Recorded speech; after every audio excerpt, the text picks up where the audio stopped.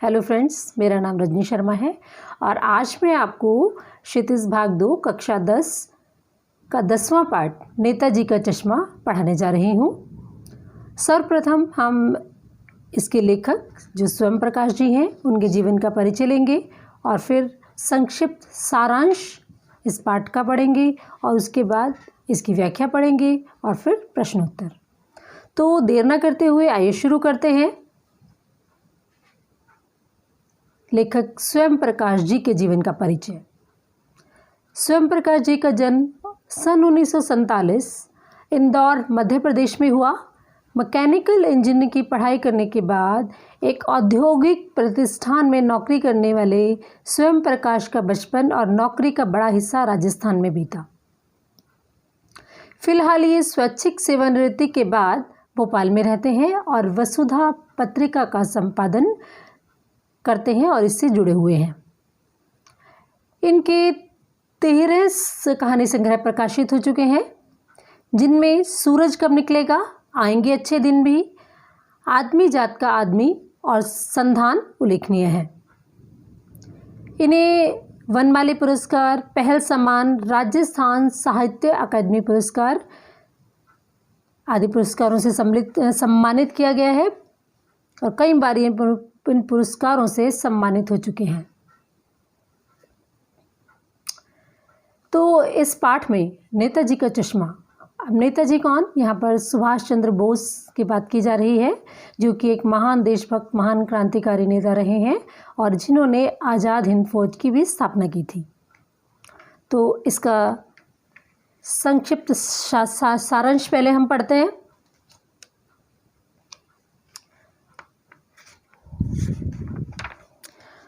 हालदार साहब जो है, एक हालदार साहब हैं। इस पाठ में 3 मुख्य पात्र हैं। हालदार साहब जो जिज्ञासु प्रवृत्ति के हैं, दयालु हैं, भावक हैं और देशभक्ति की भावना उनके अंदर भरी हुई है। एक पान वाला है जो कि मोटा आदमी है, काला रंग है उसका, और एक कैप्टन साहब हैं जो शारीरिक रूप से कमज़ोर हैं, लंगड़े हैं और गरीब व्यक्ति हैं जो फेरी लगाते हैं। तो इन तीनों पात्रों के इर्द गिर्द ही पूरी कहानी घूमती है। तो पाठ का जो सारांश है वो इस प्रकार से है। हालदार साहब कंपनी के काम से 15 दिन में एक कस्बे से गुजरते हैं। उस कस्बे के मुख्य बाजार के चौराहे पर नेताजी सुभाष चंद्र बोस की मूर्ति लगी हुई है, परंतु न जाने किस कारण उस मूर्ति पर चश्मा नहीं लगा, अर्थात जो संगमरमर का चश्मा बनाना था वो नहीं बनाया मूर्तिकार ने। तो चश्मे पर इसका जो चश्मे का अभाव है वो हमेशा खटकता है।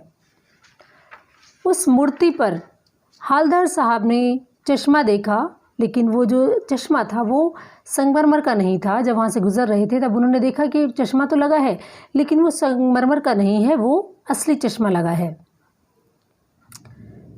दूसरी बार जब हालदार साहब वहाँ से गुजरे तब चश्मा बदल जाता है, अर्थात चश्मा जो है हर 15 दिन के बाद कोई उस चश्मे को बदल देता है। जब उन्होंने पूछा तो पान वाले ने उन्हें बताया कि चश्मा बदलने का काम कैप्टन चश्मे वाला करता है। जब किसी ग्राहक को मूर्ति पर लगा हुआ वो चश्मा पसंद आ जाता है तो वो उतार कर उसको दे देता है और दूसरा चश्मा लगा देता है। हालदार साहब पान वाले से कैप्टन के विषय में पूछते हैं कि क्या वो कोई आज़ाद हिंद फौज का सिपाही है। तो पान वाला उसका मजाक उड़ाते हुए कहता है वो लंगड़ा क्या जाएगा फौज में। तो हालदार साहब को ऐसे उसका मजाक उड़ाना पसंद नहीं आता। कैप्टन एक बूढ़ा मरील सा लंगड़ा व्यक्ति है। लोग उसको कैप्टन क्यों कहते हैं ये किसी को भी नहीं पता। एक बार हालदार साहब ने मूर्ति पर कोई चश्मा नहीं देखा तो उन्होंने आसपास के लोगों से पूछने पर उन्हें पता चला कि कैप्टन मर गया है। हालदार साहब ने निर्णय किया कि अब वे चौक पर नहीं रुकेंगे क्योंकि अब मूर्ति पर किसी ने चश्मा नहीं पहनाया होगा। 15 दिन के बाद जब वे उधर से गुजरे तो उन्होंने अपने ड्राइवर को गाड़ी रोकने के लिए कहा और देखा नेताजी की मूर्ति पर सरकंडे से बना एक छोटा सा चश्मा लगा हुआ था, ऐसा चश्मा जैसे किसी बच्चे ने बना दिया हो। हालदार साहब की आंखें भर आई ये सब देखकर कि बच्चों में भी देशभक्ति की भावना अभी जीवित है। तो ये था संक्षिप्त सारांश इस कहानी का। अब हम ये कहानी पढ़ने जा रहे हैं। आइए शुरू करते हैं। हालदर साहब को हर 15वें दिन कंपनी के काम के सिलसिले में उस कस्बे से गुजरना पड़ता था। कस्बा बहुत बड़ा नहीं था, जिसे पक्का मकान कहा जा सके। वैसे कुछ ही मकान थे। जिसे बाज़ार कहा जा सके, वैसा एक ही बाज़ार था। कस्बे में एक लड़कों का स्कूल, एक लड़कियों का स्कूल, एक सीमेंट का छोटा सा कारखाना, 2 ओपन एयर सिनेमा घर और 2 नगर पालिकाएँ भी थी। तो यहाँ पर लेखक ने थोड़ा सा उस कस्बे के बारे में बताया है कि वहाँ पर क्या क्या था। ना तो कस्बा बहुत छोटा था और ना ही बहुत बड़ा था। वहाँ पर स्कूल थे, 2 स्कूल थे, एक सीमेंट का कारखाना था, 2 सिनेमा घर भी थे और 2 नगर पालिकाएँ भी थी। और नगर पालिकाएँ तरह तरह पर जो काम कराती हैं वो वहाँ पर करवाती रहती थी। जैसे नगर पालिका थी तो वो कुछ न कुछ करती भी रहती थी। कभी कोई सड़क पक्की करवा दी, कभी कुछ पेशाब घर बनवा दिए, कभी कबूतरों की छतरी बनवा दी, तो कभी कवि सम्मेलन करवा दिए। तो ऐसे कार्य नगर पालिका वहाँ पर करवाती रहती थी। इसी नगर पालिका के किसी उत्साही बोर्ड के प्रशासनिक अधिकारी ने एक बार शहर के मुख्य बाजार के मुख्य चौराहे पर नेता सुभाष चंद्र बोस की एक संगमरमर की प्रतिमा लगवा दी। प्रतिमा क्या होती है? मूर्ति। तो वहीं पर उस नगर पालिका के एक अधिकारी ने चौराहे के मुख्य बाजार में नेताजी की एक प्रतिमा लगवा दी। और यह कहानी उसी प्रतिमा के बारे में है। ये नेताजी का चश्मा, जो ये कहानी है, ये उसी नेताजी की मूर्ति के बारे में है, बल्कि ये कहें कि उसके एक छोटे से हिस्से के बारे में। पूरी बात का तो अब पता नहीं, लेकिन लगता है देश के अच्छे मूर्तिकारों की जानकारी नहीं होने और अच्छी मूर्ति की लागत अनुमान और उपलब्ध बजट से कहीं बहुत ज़्यादा होने के कारण काफ़ी समय ऊहापोह और चिट्ठी पत्री में बर्बाद हुआ होगा। और बोर्ड की शासनावधि समाप्त होने की घड़ियों में किसी स्थानीय कलाकार को ही अवसर देने का निर्णय किया गया होगा। और अंत में कस्बे के इकलौते हाई स्कूल के इकलौते ड्राइंग मास्टर, मान लीजिए मोतीलाल जी को ही यह काम सौंप दिया गया होगा, जो महीने भर में मूर्ति बनाकर पटक देने का विश्वास दिला रहे थे।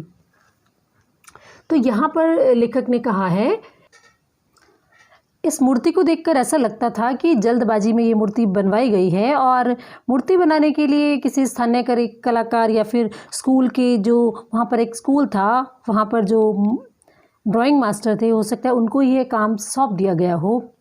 और मूर्ति बनाने के लिए स्थानीय कलाकार को ही अवसर दिया। और ये फैसला इतनी जल्दबाजी में क्यों लिया, इसके पीछे कई कारण हो सकते हैं। या तो नगर पालिका को अच्छी मूर्तिकारों की जानकारी नहीं होगी, या अच्छी मूर्ति की लागत के बारे में उनको अनुमान नहीं होगा, या फिर वो पत्राचार में अधिक समय बर्बाद नहीं करना चाहते होंगे, या फिर बोर्ड की कार्यकाल की समाप्ति नज़दीक होगी। तो इन सब कारणों से ही वो मूर्ति बनाने का कार्य हो सकता है कि स्कूल के ड्राइंग मास्टर को ही सौंप दिया गया होगा। तो उन्होंने भी ये विश्वास दिला दिया होगा कि वो भी महीने भर में ये मूर्ति बना देंगे। जैसे कि कहा जा चुका है, मूर्ति संगमरमर की थी। टोपी की नोक से कोट के दूसरे बटन तक कोई 2 फुट ऊंची। अब उस मूर्ति की ऊंचाई 2 फुट की थी, जिसे कहते हैं बस्ट। यानी कि टोपी से लेकर मूर्ति पर जो टोपी थी वहाँ से लेकर और उनके कोट के दूसरे बटन तक की जो मूर्ति की ऊंचाई थी उसे बस्ट कहते हैं, और वह 2 फुट ऊंची थी। नेताजी इस मूर्ति में बहुत सुंदर लग रहे थे, कुछ मासूम और कमसिन। और यह मूर्ति फौजी वर्दी में थी। मूर्ति को देखते ही दिल्ली चलो तुम मुझे खून दो वगैरह याद आने लगते हैं। ये वो 2 नारे हैं जो कि नेताजी ने आज़ाद हिंद फौज को उस समय दिए थे। इस दृष्टि से यह सफल और सराहनीय प्रयास था। केवल एक चीज़ की कसर थी जो देखते ही खटकती थी कि नेताजी की आंखों पर चश्मा नहीं था। यानी चश्मा तो था लेकिन संगमरमर का नहीं था। एक सामान्य और सचमुच के चश्मे का चौड़ा काला फ्रेम मूर्ति को पहना दिया गया था। हालदार साहब जब पहली बार इस कस्बे से गुजरे और चौराहे पर पान खाने रुके, तभी उन्होंने इसे लक्षित किया और उनके चेहरे पर एक कौतुक भरी मुस्कान फैल गई। वाह भाई, यह आइडिया भी ठीक है। मूर्ति पत्थर की लेकिन चश्मा रियल। अब मूर्ति थी लेकिन संगमरमर का चश्मा उस मूर्ति पर नहीं था। चश्मा तो लगा हुआ था लेकिन वो संगमरमर का नहीं था, मूर्ति के जैसा नहीं था, अपितु एक रियल का चश्मा, सचमुच का चश्मा, काले चौड़े फ्रेम का चश्मा उनकी मूर्ति पर लगा दिया था। तो उस चश्मे को देखकर, उस मूर्ति को देखकर वो बड़े हैरान हो गए हवलदार साहब और मुस्कुराने लगे कि क्या आइडिया है, मूर्ति पत्थर की और चश्मा इस पर रियल। तो ये सब देखकर उनको बहुत आश्चर्य हुआ। अब जो थी जीप कस्बा छोड़कर आगे बढ़ गई। तभी हवलदार साहब इस मूर्ति के बारे में ही सोचते रहे। अब वो सोचने लगे वहाँ से जाने के बाद कि मूर्ति संगमरमर की है लेकिन उसके ऊपर चश्मा जो है वो सचमुच का लगा है। तो इस बात को वो सोचते सोचते उनकी जीप आगे बढ़ने लगी और अंत में वो इस निष्कर्ष पर पहुँचे कि कुल मिलाकर कस्बे के नागरिकों का यह प्रयास सराहनीय ही कहा जाना चाहिए। मूर्ति के रंग रूप या कद का नहीं, उस भावना का है, वरना तो देशभक्ति आजकल मजाक की चीज़ होती जा रही है। तो ये सब सोचकर वो इस निर्णय पर पहुँचे कि कस्बे के नागरिकों ने जो ये प्रयास किया है कि मूर्ति पर जो चश्मा लगाया है, उनका ये प्रयास बहुत ही सराहनीय है। महत्व जो है मूर्ति के रंग रूप या कद का नहीं है, बल्कि उस भावना का है जो कि उस कस्बे के लोगों के मन में है, उस देशभक्ति की भावना का है। अदरवाइज़ आजकल तो जो देशभक्ति की भावना मजाक की चीज़ होती जा रही है, अर्थात लोग ऐसी भावनाओं का मजाक उड़ाते हैं। दूसरी बार जब हवलदार साहब उधर से गुजरे तो उन्हें मूर्ति में कुछ अंतर दिखाई दिया। ध्यान से देखा कि चश्मा दूसरा है। पहले मोटे फ्रेम वाला चौकोर चश्मा था, अब तार के फ्रेम वाला गोल चश्मा है। हवलदार साहब कौतुक और बढ़ गया उनका। वाह भाई, क्या आइडिया है। मूर्ति कपड़े नहीं बदल सकती लेकिन चश्मा तो बदल ही सकती है। फिर जब अगली बार जब वो फिर वहाँ से गुजरे तो उन्हें देखा कि अब जो है मूर्ति का जो चश्मा है वो बदला हुआ है। पहले चौकोर फ्रेम का चश्मा था, अब गोल फ्रेम वाला चश्मा है। तो उनकी उत्सुकता और अधिक बढ़ गई कि चलो कोई बात नहीं, अगर मूर्ति के हम कपड़े नहीं बदल सकते, चश्मा तो बदल ही सकते हैं। तीसरी बार फिर वो वहाँ से गुजरे तो फिर एक नया चश्मा उस पर लगा हुआ था। हवलदार साहब की आदत पड़ गई हर बार कस्बे से गुजरते समय चौराहे पर रुकना, पान खाना और मूर्ति को ध्यान से देखना। एक बार जब कौतूहल दुर्दमनीय हो उठा तो पान वाले से ही पूछ लिया, क्यों भाई, क्या बात है, यह तुम्हारे नेताजी का चश्मा हर बार बदल कैसे जाता है। अब हवलदार साहब की यह आदत बन गई। हर बार जब भी वहाँ से गुजरते, उस कस्बे से वहाँ पर रुकते, मूर्ति को देखते, तो उनका जो कौतूहल था वो दुर्दमनीय। कौतूहल का अर्थ होता है किसी बात को जानने की बहुत ही अधिक इच्छा। दुर्दमनीय जिसका दमन नहीं किया जा सके, अर्थात वो अपनी इच्छा को दबा नहीं सकते थे। और उन्होंने पान वाले से पूछ ही लिया कि क्या बात है, यह तुम्हारे नेताजी का चश्मा हर बार बदल कैसे जाता है। तो पान वाला खुद के मुंह में पान ठूसा हुआ था, उसको पान वाला था, वो खुद भी पान खाता था, अपने मुंह में भी पान उसने ठूस रखा था। और वह कैसा था, वह एक काला मोटा खुश मिजाज आदमी था, यानी कि हंसते रहने वाला। हवलदार साहब का प्रश्न सुनकर वह आंखों ही आंखों में हंसा। उसकी तोंद थिरकी। पीछे घूमकर उसने दुकान के नीचे पान थूका और अपनी लाल काली बत्ती सी दिखाकर बोला, कैप्टन, चश्मे वाला करता है कि ये जो काम है चश्मे बदलने का काम, एक कैप्टन है यहाँ पर, वो ये करता है। अब पान वाला कैसा था वो आपको यहाँ पर बताया गया ही। वह काला था, एक मोटा व्यक्ति था, खुश मिजाज था, हंसता रहता था। और जब वह हंसता था तो उसकी जो मोटी तोंद थी वो हिलने लग जाती थी। तो वही बताता है, उसकी जो दांत थे वो लाल, पान खाता रहता था, कहीं कहीं से लाल दिखते थे, कहीं कहीं से काले दिखते थे। तो ऐसे उसके चरित्र का वर्णन यहाँ पर किया गया है। तो वो कहता है, अब वो हवलदार साहब फिर उससे पूछते हैं, क्या करता है। अब वो कैप्टन के बारे में पूछते हैं जो चश्मा बदलता रहता है कि वो क्या करता है। हवलदार साहब कुछ समझ नहीं पाए। चश्मा चेंज कर देता है। पान वाला उन्हें समझाता है। क्या मतलब, क्यों चेंज कर देता है? हवलदार साहब अब भी नहीं समझ पाए। कोई गिराक आ गया समझो। गिराक का अर्थ है ग्राहक, खरीदने वाला। उसको चौड़े चौखट चाहिए तो कैप्टन किधर से लाएगा?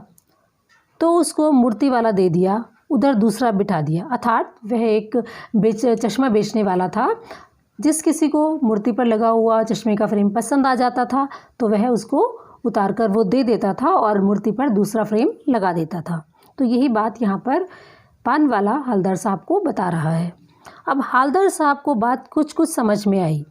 एक चश्मे वाला है जिसका नाम कैप्टन है। उसे नेताजी की बगैर चश्मे वाली मूर्ति बुरी लगती है, बल्कि आहत करती है, मानो चश्मे के बगैर नेताजी को असुविधा हो रही हो। इसलिए वह अपनी छोटी सी दुकान में उपलब्ध गिने चुने फ्रेमों में से एक नेताजी की मूर्ति पर फिट कर देता है।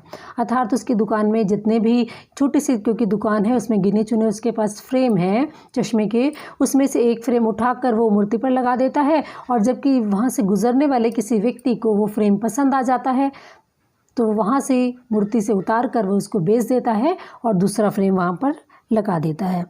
लेकिन जब कोई ग्राहक आता है तो उसे वैसे ही फ्रेम की दरकार होती है जैसा मूर्ति पर लगा है। तो कैप्टन चश्मे वाला मूर्ति पर लगा फ्रेम संभवतः नेताजी से क्षमा मांगते हुए लाकर ग्राहक को दे देता है और बाद में नेताजी की मूर्ति पर दूसरा फ्रेम लगा देता है। वाह भाई, क्या आइडिया है। लेकिन भाई एक बात अभी भी समझ में नहीं आई। हवलदार साहब ने पान वाले से फिर पूछा, नेताजी का ओरिजिनल चश्मा कहाँ गया? अब फिर भी हवलदार साहब जो हैं बहुत परेशान है ये जानने के लिए कि ठीक है चलो वो चश्मा लगा देता है कैप्टन, लेकिन जो इस मूर्ति पर ओरिजिनल चश्मा यानी कि पत्थर का चश्मा होना चाहिए था वो कहाँ गया? पान वाला दूसरा पान मुंह में अपने ठूस लेता है। दोपहर का समय था। दुकान पर भीड़ भाड़ अधिक नहीं थी। वह आंखों ही आंखों में हंसता है। उसकी तोंद जो है वो फिर थिरकने लगती है। कत्थे की डंडी फेंक देता है। पीछे मुड़कर उसने नीचे पीक थूकी और मुस्कुराता हुआ बोला, मास्टर बनाना भूल गया। अर्थात जिसने इस मूर्ति को बनाया है शायद वह संगमरमर का चश्मा जो है इस मूर्ति पर बनाना भूल गया। पान वाले के लिए यह एक मज़ेदार बात थी, लेकिन हवलदार साहब के लिए चकित और द्रवित करने वाली। यानी वह ठीक ही सोच रहे थे। मूर्ति के नीचे लिखा, मूर्तिकार मास्टर मोतीलाल। वाकई कस्बे का अध्यापक था। बेचारे ने महीने भर में मूर्ति बनाकर पटक देने का वादा कर दिया होगा, बना भी ली होगी, लेकिन पत्थर में पारदर्शी चश्मा कैसे बनाया जाए, कांच वाला यह तय नहीं कर पाया होगा, या कोशिश की होगी तो असफल रहा होगा, या बनाते बनाते कुछ और बारीकी के चक्कर में चश्मा टूट गया होगा, या पत्थर का चश्मा अलग से बनाकर फिट किया होगा और वह निकल गया होगा। तो यहाँ पर ये हवलदार साहब सोच रहे हैं कि जो वो पहले सोच रहे थे कि जल्दी जल्दी में ये मूर्ति बनवाई गई होगी, तो ये कारण रहे होंगे कि उस पर जो है पत्थर का चश्मा नहीं लगा हुआ है। तो उसके कई कारण हो सकते हैं उनके दिमाग में आ रहे हैं कि ये स्थानीय मूर्तिकार से ही या किसी मास्टर से बनवाया गया है। उसके नीचे लिखा हुआ था कि ये मोतीलाल मास्टर ने बनाई है। तो वो सोचते हैं कि शायद उन्होंने कांच का चश्मा वह तो बना नहीं पाए होंगे या पारदर्शी चश्मा बनाना चाहते होंगे। कैसा बनाएं शायद वह डिसाइड नहीं कर पाए होंगे, या कुछ और चश्मा बना दिया होगा, उसमें कुछ और करना चाहते होंगे, उसके चक्कर में वह चश्मा टूट गया होगा। तो यही सब कारण होंगे कि इस मूर्ति पर पत्थर का चश्मा नहीं है। हवलदार साहब को यह सब कुछ बड़ा विचित्र और कौतुक भरा लगा। इन्हीं ख्यालों में खोए खोए पान के पैसे चुकाकर चश्मे वाले की देशभक्ति के समक्ष नतमस्तक होते हुए वह जीप की तरफ चले। फिर मुड़े, पीछे मुड़े और पान वाले के पास जाकर पूछा, क्या कैप्टन चश्मे वाले का साथी है या आज़ाद हिंद फौज का भूतपूर्व सिपाही। अब जो थे वो अब चश्मे वाला, कैप्टन नामक चश्मे वाला उस मूर्ति पर चश्मा लगाता है और बदलता रहता है। यह बात उन्हें बहुत ही कौतुक भरी अर्थात बहुत ही आश्चर्य भरी लग रही थी। तो उन्होंने अनुमान लगाया, हवलदार साहब ने यह अनुमान लगाया कि ये जो कैप्टन चश्मे वाला है ये ज़रूर नेताजी का साथी रहा होगा या फिर आज़ादी की लड़ाई में इसने नेताजी के साथ काम किया होगा, नेताजी का साथ दिया होगा। तो इस कारण उसके मन में आज भी नेताजी के प्रति श्रद्धा के भाव हैं, सम्मान के भाव हैं। तो ऐसा, तो उन्होंने पान वाला नया पान खा रहा था, पान पकड़े अपने हाथ को मुंह में 1.5 इंच दूर रोककर उसने हवलदार साहब को ध्यान से देखा, फिर अपनी लाल काली बत्ती सी दिखाई और मुस्कुराकर बोला, नहीं साहब, वो लंगड़ा क्या जाएगा फौज में, पागल है पागल, वो देखो वो आ रहा है, आप उसी से बात कर लो, फ़ोटो वोटो छपवा दो उसका कहीं। जब हवलदार साहब ने ये पूछा पान वाले से कि क्या वो नेताजी का साथी था या आज़ाद हिंद फौज में नेताजी के साथ उसने उनका साथ दिया या इसलिए उनके प्रति उसके मन में सम्मान का भाव है, तब पान वाला ने कहा कि नहीं, वह तो लंगड़ा व्यक्ति है और वह लंगड़ा क्या जाएगा फौज में, ऐसा उसने व्यंग करते हुए उसके लिए कहा कि और वो देखो वो सामने से आ रहा है, आप उससे पूछ लो और उसकी फ़ोटो वोटो भी अखबार में छपवा दो यदि आप छपवाना चाहते हैं। तो इस तरह से पान वाले ने उसका मजाक उड़ाया और उनको बिल्कुल भी, हवलदार साहब को उसका ऐसे मजाक उड़ाना बिल्कुल भी अच्छा नहीं लगा। हवलदार साहब को पान वाले द्वारा एक देशभक्त का इस तरह से मजाक उड़ाना अच्छा नहीं लगा। मुड़कर देखा तो अवाक रह गया, अर्थात वो हैरान रह गया। एक बूढ़ा मरियल सा व्यक्ति, लंगड़ा आदमी, सिर पर गांधी टोपी और आँखों पर काला चश्मा लगाए, एक हाथ में एक छोटी सी संदूकची और दूसरे हाथ में एक बांस पर टंगे बहुत से चश्मे लिए अभी अभी एक गली से निकला था। अब ये कौन व्यक्ति था? वही चश्मे वाला। वो एक बूढ़ा सा था, मरियल था, लंगड़ा व्यक्ति था। उसने गांधी सी टोपी पहन रखी थी और आंखों पर काला चश्मा लगा रखा था। उसके हाथ में एक छोटी सी संदूकची थी और दूसरे हाथ में उसने एक बांस पर चश्मे के फ्रेम टांगे हुए थे। अभी अभी वह गली से निकल कर आ रहा था और एक बंद दुकान के सहारे उसने अपना बांस टिका दिया था, जैसे कि फेरी वाले टिका देते हैं अपने सामान को कहीं पर भी। तो इस बेचारे की दुकान भी नहीं, फेरी लगाता है, मतलब उसकी कोई दुकान भी नहीं थी, वह ऐसे गली गली जाकर बेचकर अपने चश्मे बेचता था।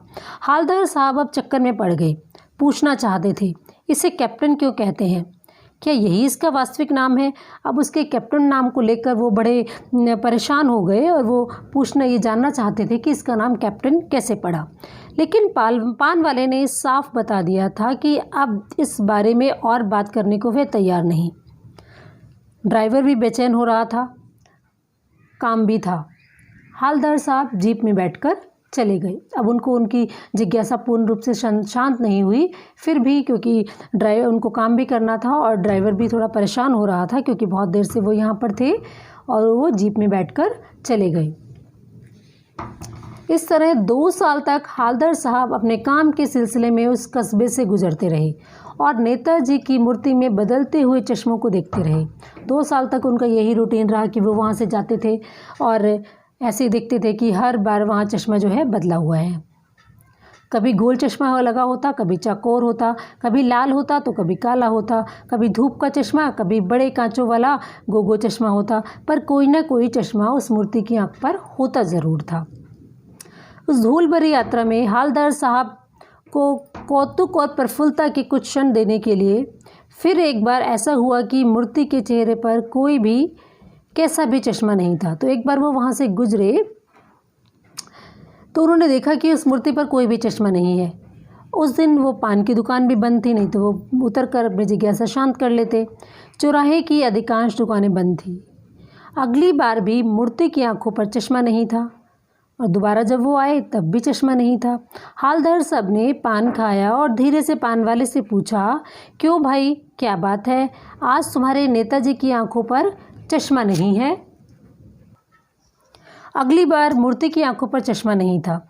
हालदार साहब ने पान खाया और धीरे से पान वाले से पूछा, क्यों भाई, क्या बात है, आज नेताजी की आंखों पर चश्मा नहीं है? तो पान वाला थोड़ा उदास हो गया। उसने पीछे मुँह कर मुंह का पान नीचे थूका और सिर झुकाकर अपने धोती के सिरे से आंखें पूछता हुआ बोला, साहब, कैप्टन मर गया। और कुछ भी नहीं पूछ पाए हालदार साहब। वो भी परेशान हो गए। कुछ और सवाल उनसे पूछते नहीं बना। कुछ पल चुपचाप खड़े रहे, फिर पान वाले के पैसे चुकाकर जीप में आ बैठे और वहाँ से रवाना हो गए, अर्थात वहाँ से चले गए। बार बार सोचते क्या होगा उस कौम का जो अपने देश के खातिर घर गृहस्थी, जवानी, ज़िंदगी सब कुछ होम कर देने वालों पर हंसती है और अपने लिए बिकने के मौके ढूंढती है। दुखी हो गई। 15 दिन बाद फिर उसी कस्बे से गुजरे। कस्बे में घुसने से पहले ही ख्याल आया कि कस्बे की हृदय स्थली में सुभाष की प्रतिमा अवश्य ही प्रतिष्ठापित होगी, लेकिन सुभाष चंद्र की आंखों पर चश्मा नहीं होगा, क्योंकि मास्टर बनाना भूल गया और कैप्टन मर गया।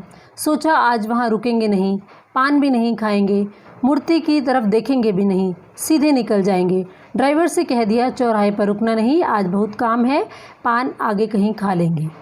अब वो सोच रहे थे हालदार साहब कि अब वहाँ रुककर मैं क्या करूँगा, क्योंकि अभी किसी ने चश्मा नहीं पहनाया होगा मूर्ति पर, और क्योंकि चश्मा जो बनाने वाला बनाना भूल गया और जो मास्टर उस चश्मे के फ्रेम लगा देता था उस मूर्ति पर वो भी मर चुका है।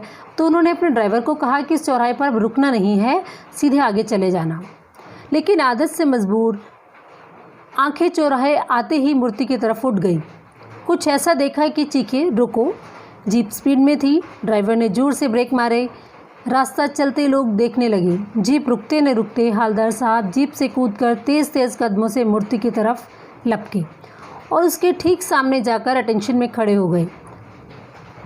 अब क्यों खड़े हो गए वहाँ जाकर अटेंशन की मुद्रा में, अर्थात सीधे क्यों खड़े हो गए? क्योंकि मूर्ति की आंखों पर सरकंडे का बना छोटा सा चश्मा रखा हुआ था, जिसे बच्चे बना देते हैं। हालदार साहब भावुक हैं, इतनी सी बात पर उनकी आंखें भर आई। अब उनकी आंखें इसलिए भर आई कि अभी भी वहाँ के बच्चों में जो है देशभक्ति की भावना अभी जीवित है। उन्होंने मूर्ति की आंखों पर सरकंडे से बना छोटा सा चश्मा बनाकर लगा दिया। तो ये था पाठ की व्याख्या जो अभी मैंने आपको बताई। इस पाठ के प्रश्न अभ्यास पर आधारित प्रश्न उत्तर हम इसके अगले भाग में पढ़ेंगे। धन्यवाद।